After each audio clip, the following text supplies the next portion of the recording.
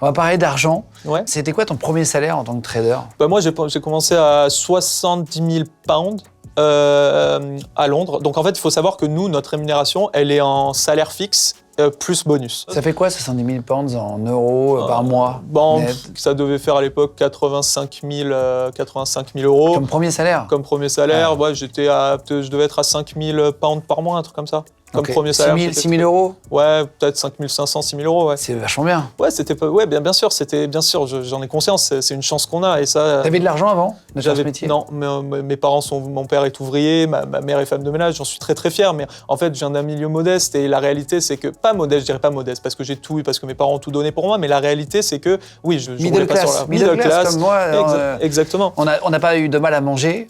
Pas de mal à manger. Et on n'avait pas des voitures de luxe. Exactement. Voilà. Si je voulais une Ferrari, j'aurais pas pu l'avoir. Voilà.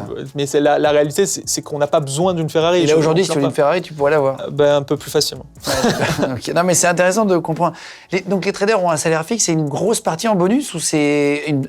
En fait, ça représente combien en pourcentage, tu vois? Ça, en fait, c'est très dur à dire parce qu'en fait, les salaires fixes sont toujours inférieurs techniquement au bonus. C'est ce qui est implicite. Pourquoi? Parce qu'on va te payer un salaire fixe pour que tu ailles chercher de la performance. Donc, si tu gagnes 100, tu peux avoir 300 de bonus, par exemple. Oui. Mais après, c'est très régulé dans les banques, mais ça l'est pas dans les fonds. Et moi, je bosse dans un fonds d'investissement, par exemple. Tu peux nous dire un bonus? Combien t'as gagné déjà en bonus? Sans te demander ton salaire qui m'intéresse pas et c'est racoleur, mais...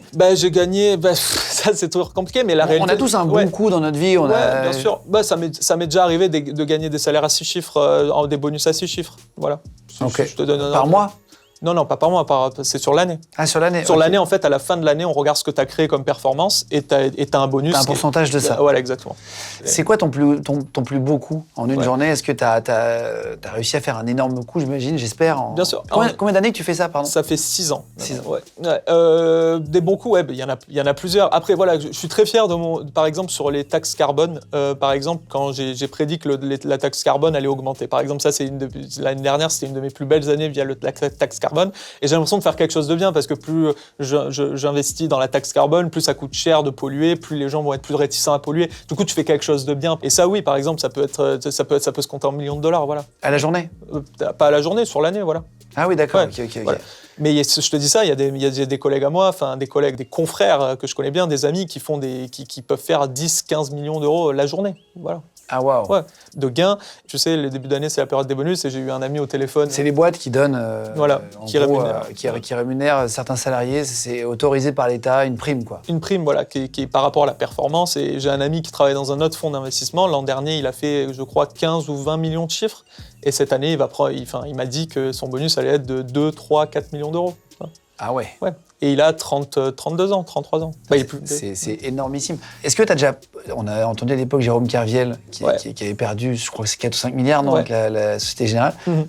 Est-ce que tu as déjà perdu de l'argent? Parce que quand tu fais des paris, j'imagine, tu gagnes, tu perds, c'est le jeu. C'est ça. En fait, la différence de Jérôme Kerviel, c'est que Jérôme Kerviel traitait au-dessus de ce qui lui était autorisé. C'est ça qui lui a été reproché. C'est pas tant qu'il ait perdu de l'argent. Il avait un découvert 2005, il dépensait 3 000. Exactement. Donc en fait, la défense de Jérôme Kerviel, c'est de dire, moi, mes patrons étaient au courant, tout le monde était au courant, et c'est moi qu'on achetait au loup. C'était fusible. Exactement. Le problème, c'est pas qu'il ait tant perdu de l'argent que ça, parce que notre métier, c'est ça, on en gagne, on en perd.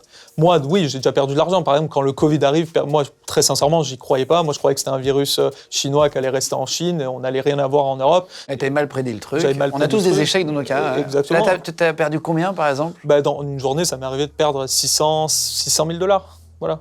600 000 dollars au compte de la boîte. Mais moi, je suis... Encore ton patron qui vient de taper sur l'épaule, quand même. Il vient de taper sur l'épaule et il vient de dire, qu'est-ce qui s'est passé? Il te met un coup de coude en même temps dans l'oreille. Qui met un coup de coude dans l'oreille, mais toujours dans la légalité, dans le sens où j'étais autorisé à perdre cet argent.